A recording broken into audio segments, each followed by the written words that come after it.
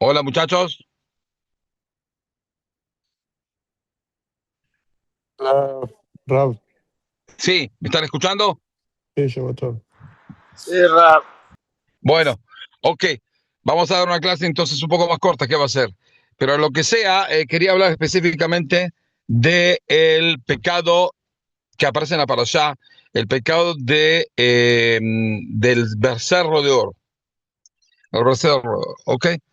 Entonces, hay varios por un lado, está ciertos comentarios que están en nuestros sabios en el tomo de Shabbat, en la página 87, que dice de que la comparación del pecado del becerro de oro es de cierta manera como una novia que en la mitad del casamiento se engancha con algún otro. Si está en el casamiento, usted se imagina un casamiento, la jupá, todo, y en la mitad de que están leyendo la que tú vas, están acá, están allá, la tipa se engancha con el fotógrafo o algo así. Es totalmente increíble hasta tanto. Por eso hay una crítica muy, muy, muy dura de nuestros sabios, por un lado. Por otro lado, del otro extremo, se ve comentarios, por ejemplo, como de Rabbi Yehuda Leví en el libro de Kuzari, que él dice así, de que el pueblo de Israel no quería cambiar a Dios de ninguna manera. Lo que quería es que necesitaban, por sus cientos de años de vivir dentro de un pueblo idólatra como los egipcios, necesitaban algo que simbolice a Dios, que traiga la presencia divina. Se sentían como perdidos. Hay que entender la situación. Ellos estaban en una situación en la cual estaban en la mitad de la península de Sinai, en la mitad del desierto de Sinai, en el monte de Sinai, pero está en el desierto de Sinai. Y volver a Egipto no pueden, se terminó. Ir a Canaán, a conquistar la tierra de Canaán, tampoco pueden. ¿Por qué? Porque para conquistar un lugar hace falta un rey, hace falta alguien un líder, algo. Y el líder desapareció. ¿Ok? El líder no existe más, no está más. Ahora, una de las cosas agravantes que aparecen en el tomo de Shabbat deducen de la palabra que el pueblo de Israel vio que Boshesh Moshe, ¿qué significa Boshesh? Moshe tardó en volver, ¿ok? Tardó en volver.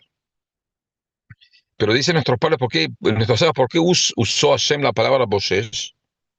Para simbolizar de que toda la tardanza de Moshe son 6 horas. Es decir, ¿cómo fue el asunto? Dios le dijo, no le dijo, en el Midrash dice de que Dios le dijo, de que Moshe le dijo a Aarón y al pueblo de Israel que vuelve dentro de 40 días. ¿Ok? Y entonces el Moshe volvió a los 40 días, que significa 40 días a contar de cuándo, a contar de mañana. Es decir, 40 días y las horas que subió ese día antes. Pero ese día no se cuenta. Y hubo una diferencia de 6 horas a las 6, a cuando Moshe se cumplieron los 40 días y no volvió, porque faltaban unas horas. En esas horas le pidieron a Aarón y en esas horas se hizo el becerro y en esas horas se hizo todas las aberraciones que se hizo así con el becerro y demás. Y justo llegó Moshe a tiempo, pero cuando llegó ya el becerro estaba hecho. Eh, el pequeño problema con ese comentario de nuestros sabios es que no encaja en la explicación textual de los versículos. ¿Pero por qué? Porque en el versículo dice de que Moshe, es decir, cuando el pueblo de Israel le pide a Aarón que haga el becerro, vamos a decir que lo hizo en el momento, que es casi imposible, pero vamos a decir, en ese momento, cuando tenía el becerro ya hecho, Aarón le dijo, va a haber una fiesta para Dios mañana, no ahora, mañana. Quiere decir que estuvieron toda la noche sin hacer nada con el becerro. Entonces, al otro día, al llegar Moshe, ¿cómo puede ser? Si hay una diferencia de 6 horas, acá es más de 12 horas, porque son toda la noche pasó. Entonces no encaja. Es decir, el Midrash tiene su lugar, por supuesto, pero si yo quiero hacerlo de manera dramática, luego de que el pueblo de Israel ni siquiera pudo esperar 6 horas de tardanza. ¿Ok? Y entonces en esas 6 horas ya hizo el becerro, ya lo trabajó, ya hizo todas las aberraciones que tienen que ser. Eso es una equivocación. No es una equivocación, eso no encaja con la aplicación textual del versículo. Ahora, en el libro de Kuzari, la Rabbi Yehuda Leví dice de que todos los que pecaron en el pueblo de Israel son 3.000. ¿De dónde deduce eso? De que Moshe en la parashá le pide, dice, todos los que están con Dios que vengan para mí, y vinieron para él todo el tribu de Leví, y dijo, maten a todos los que trabajaron al becerro de oro. Y llegó la cantidad de muertos a 3.000. Entonces dice el Rabbi Yehuda Leví, de que todos los que trabajaron al pueblo al becerro son 3.000 personas. Todos los demás, estamos hablando de un pueblo de más o menos 1,5 millones, 2 millones de personas, porque ¿cómo llega a esa cuenta? Son 600.000 hombres de 20 a 60. Hay que sumar las mujeres de 20 a 60, los ancianos y especialmente los niños. Eso es una suma bastante importante de gente, 1,5 millones, 2 millones de personas. Si de 2 millones de personas pecaron 3.000, es muy poco. No hay que hacer tanto drama por el pecado. ¿Cuál es el cuestionamiento? Se cuestionan a Rabbi Yehuda Leví, que se olvida de algunos versículos. ¿Por qué? Porque en el versículo dice, sí, hubo 3.000 muertos por los levitas que trabajaron el becerro. Pero ahí no se terminó la cuenta. ¿Cómo sé que no se terminó la cuenta? Porque Dios, cuando habla con Moshe y le perdona al pueblo de Israel de la primera vez, no expía, perdona, dice, no voy a matar ahora, no voy a exterminar ahora. ¿Qué es lo que le dice? Le dice, hubo un poquitico pacate. Es decir, cuando ya tenga que castigar al pueblo de Israel por algún otro pecado que hagan, voy a castigarlo también por eso. Es decir, la cuenta está abierta, hay una deuda con el pueblo de Israel, que es el exterminio. La voy a hacer pagar en cuotas, lo que se dice, cuotas a largo plazo. No lo iba a exterminar ahora. Quiere decir que según ese versículo, hubo mucho más que 3.000. Los 3.000 murieron en el momento, los demás murieron en cientos de años, no importa. Pero es decir, la cuenta se paga. Entonces había muchos más que 3.000. Es decir, esos son los dos extremos de la explicación del pecado. El extremo que viene a cuestionar al pueblo de Israel es nuestros sabios en el tomo de Shabbat, en la página 87, y la parte más fácil es lo que dice en el libro de Kuzari, en el primer Mahamar, ¿ok? Que habla del asunto de que el pecado no fue tan grave. Ahora, eh, si sigo la línea de nuestros sabios en el tomo de Shabbat, se ve que nuestros sabios querían decir cómo encaja todo, cómo entra todo en 6 horas. Hacer un sacrificio no lleva mucho tiempo, pero hacer un becerro sí lleva tiempo. Por eso dicen nuestros sabios que cuando Moshe vuelve de la montaña y rompe las tablas de la ley, le pregunta a su hermano Aarón, que lo dejó como encargado, le dijo, ¿qué te hizo el pueblo a ti para que tú le hagas hacer ese pecado? Es decir, lo culpó de Aarón de provocar ese pecado porque él hizo el becerro. ¿Qué es lo que dice Aarón? Le pedí, vi que el pueblo estaba mal, estaba sin liderazgo, me pidió que haga un becerro. Yo le pedí que den sus anillos, sus aros, o todo de oro. Lo dieron.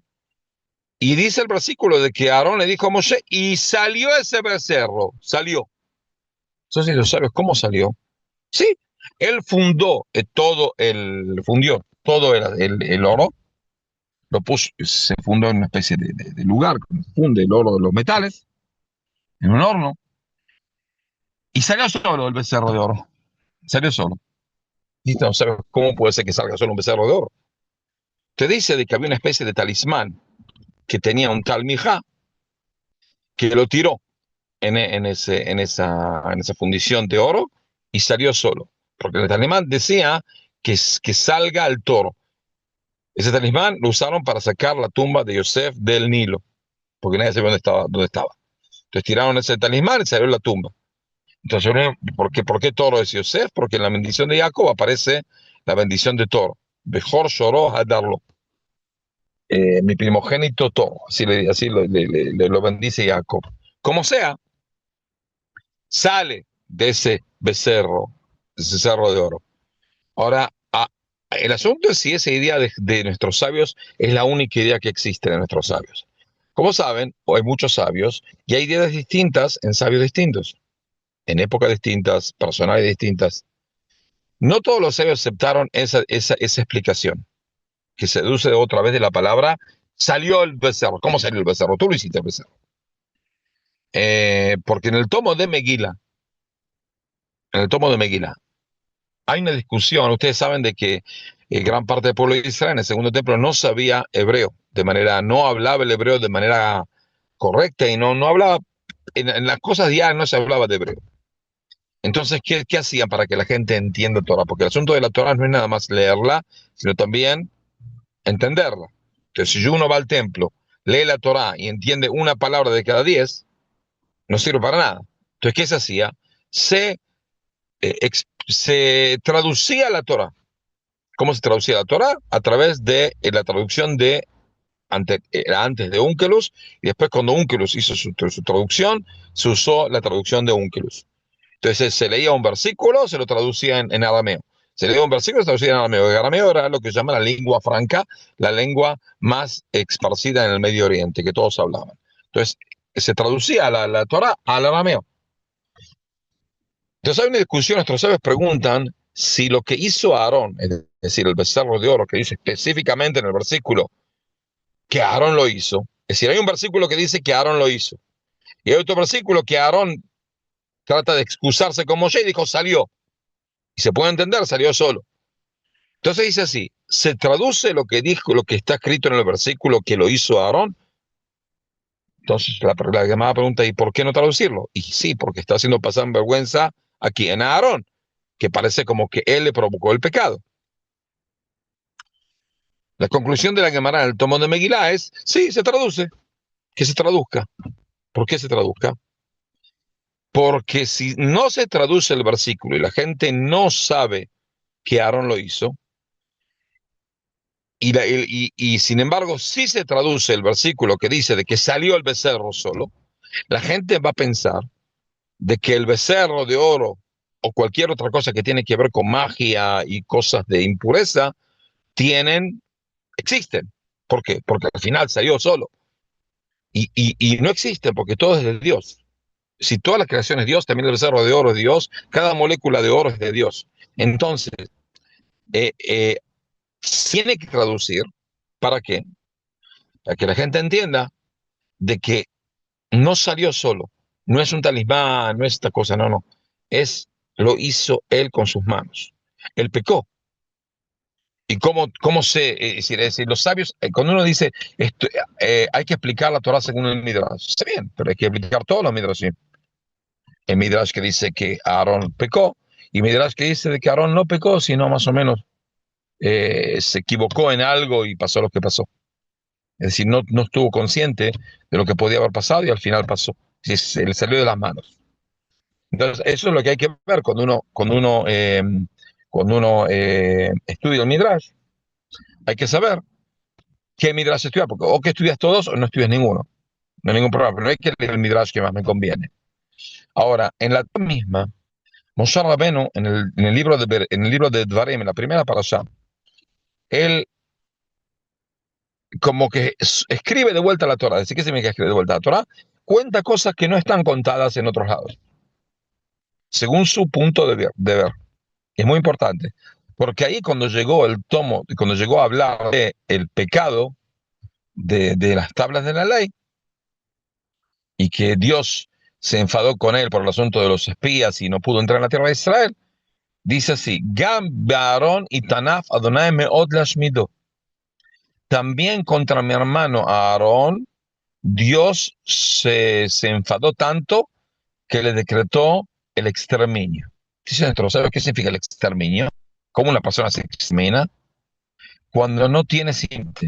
Es decir, cuando una persona se queda sin hijos, tenía hijos y al final mueren todos en su vida, es como que está, como se dice, exterminándose. Se exterminó. Entonces Dios decretó la exterminación de todos los hijos de Aarón. Dicen nuestros sabios de que Moshe rezó y murieron nada más dos, Nadab y Abiú. Los dos, Elazar y Itamar quedaron. Es decir, eh, eh, si el asunto, si lo hago de manera, es decir, de que Aarón no pecó, hubo un error de cálculo y bueno, y pasó lo que pasó, y bueno. Entonces, ¿cómo puede ser que Dios sea tan cruel de declarar un decreto de exterminio a todos los cuatro hijos de Aarón porque Aarón se equivocó un poco? Es decir, entonces debe ser de que no es que se equivocó un poco. Es como dice en el tomo de Megilá, Aarón lo hizo. Y es muy importante decir que lo hizo. Es decir, prefiero decir que Aarón lo hizo Teshuvá, antes de decir que no lo hizo y Dios es cruel. Porque al final decretó un exterminio a 4 hijos de Aarón sin que Aarón hubiera pecado demasiado. ¿Entendido? ¿Hay preguntas por ahora? ¿Aló? ¿Se durmieron? ¿Aló? Ah, ninguna pregunta, Raf. No. Ok, bueno, Ninguna. seguimos. Ahora, otra cosa es, ¿no? ¿De qué quería hablar? Ah, hay otra Gemara en el tomo de Sotá que dicen que nuestros antepasados en la salida de Egipto sabían de que el becerro de oro no servía nada y no tenía nada que ver con Dios. ¿Y por qué lo hicieron? Para poder pecar pecados sexuales que estaban prohibidos. Es decir, después de la entrega de la Torá, relaciones sexuales estaban, cierto tipo de relaciones sexuales estaban prohibidas, como al final estaban prohibidas en una alhaja. Lo que pasó es que después de que cuando Moshe subió, entonces es como de cierta manera querían sacarse de encima esas prohibiciones. Y por eso hicieron el becerro de oro y dijo, bueno, ahora tenemos el becerro de oro no nos prohíbe esos pecados y lo vamos a hacer. Es decir, la intención no era hacer un becerro de oro, no era tener una especie de presencia, una simbolización de la presencia divina porque Moshe Rabbeinu no estaba, sino pecar, muy simplemente. Viene a ser la crítica más vulgar y más, más decadente del pueblo de Israel, que los pecados no tenían, que la idolatría era una especie de justificación de sus ganas, de sus deseos sexuales prohibidos. Es una cosa, una crítica muy, muy importante. Es como que está dando una culpa terrible a nuestros antepasados. ¿Ok? Ahora, hay que tener otra cosa, de que en el Midrash dice, vamos a hablar del primer Midrash, que dice que Moshe le dijo a Aarón y al pueblo de Israel, vuelvo dentro de 40 días, hubo una equivocación de 6 horas. Está bien. El pequeño problema es que si yo leo textualmente la Torá, está escrito de que el pueblo de Israel le pidió a Moshe que entre en la nube y escuche a Dios y nos diga, y Moshe entró, sin comida, sin bebida, sin nada. Entró a la nube y subió al monte de Sinai. El asunto es que a los 7 días la nube desapareció, es decir, ya no había más presencia divina en el monte de Sinai. Había en el campamento, estaba la columna de fuego, estaba la columna de humo sobre el pueblo de Israel, pero no sobre el monte. En el monte ya no había. Entonces imaginen la situación de que entra Moshe Rabbeinu con todo el honor y la gloria y la festividad de todo el evento y entra a la nube. Y de repente a los 7 días ya no hay más nube. Entonces esperan que venga, que vuelva y Moshe no vuelve. Y otro día más no vuelve. Al tercer día se le preguntan a Aarón, y mire Aarón, ¿qué pasó con su hermano, el querido Moshe? Porque entró a la nube y la nube desapareció y ¿dónde está? Y no nada más dónde está, sino él entró sin comida, sin bebida. ¿Saben el calor que hace en el monte de Sinai en el mes de marzo, abril? Más o menos 35, 40 grados de temperatura. Entonces, ¿cómo hace Kiru? ¿Dónde está? Es decir, nuestro líder desapareció. Ahora, ¿qué pasa? Pueblo de esclavos que no tuvo nunca un líder. Tuvo un líder por unos meses y de repente ese líder desapareció. Y están perdidos en la mitad del desierto de Sinai, sin saber de ir para adelante, para atrás, no saben para dónde ir, para dónde enfocar. ¿Qué hacen ahora? ¿Qué hacemos ahora? Ese es el problema. El más grande problema del pueblo de Israel era eso, la imposibilidad de ni para atrás ni para adelante, ese es el asunto. Entonces se sintieron como que estaban perdidos y necesitaban algo que simbolice la presencia divina. Es decir, ellos querían traer la presencia divina. Y dijeron así, ¿quién trajo la presencia divina? Moshe. Moshe no está. Vamos a traer algo que simbolice, hay que entender que el toro sí simboliza cierta presencia divina. ¿Por qué? Porque en el libro de Ezequiel aparece lo que se llama la Merkabah Eliona. Merkabah Eliona viene a ser la carroza celestial de Hashem. En la carroza celestial de Hashem hay cuatro animales. Uno de ellos es el toro. Entonces el becerro de oro de cierta manera simboliza sí algo que tiene que ver con algo celestial. Y lo pensaban traer. Ese es el asunto. Y si ellos pensaban traer la simbolización divina a través de algo que traiga esa simbolización divina que desapareció. Es decir, la intención de ellos, según esa idea, era que no tenían de ninguna manera, eh, eh, no se está justificando el pecado, pero se está entendiendo el pecado. Es decir, no hay que justificar un pecado, pero sí hay que entender el contexto en el cual el pecado fue hecho. ¿Ok? El pecado fue hecho por un contexto de que el pueblo de Israel necesitaba algo que lo llame, algo que lo lleve a algún lado y no estar parado en la mitad de la nada. Porque un pueblo no puede estar parado en la mitad de la nada. También tienen comida, tienen man, pero de ahora a mañana por ahí el man también deja de existir. ¿Y qué hacemos ahora? No, para adelante, para atrás. No tienen cómo subsistir en ese desierto. En el desierto de Sinai, en serio, no crece nada. Yo estuve ahí. Nada, de nada, de nada. Entonces hay que entender de cómo salimos de esta situación. Tratamos de traer una presencia divina que nos guíe. No el becerro nos va a guiar, Dios nos va a guiar. Tiene sus profetas, tiene a Aarón que también era profeta. Y bueno, va a pasar algo, pero vamos a tratar de invocar la presencia divina a través de un becerro de oro para poder traer algo que nos pueda llegar a avanzar. ¿Ok? Entonces, bueno, fue una clase corta que va a ser en las próximas veces, pero la semana que viene sí estar, si Dios permite, estar en el lugar y dar la clase como tiene que ser. ¿Ok? Les agradezco a todos. Ah, Rafa, Rafa, Rafa. Bueno.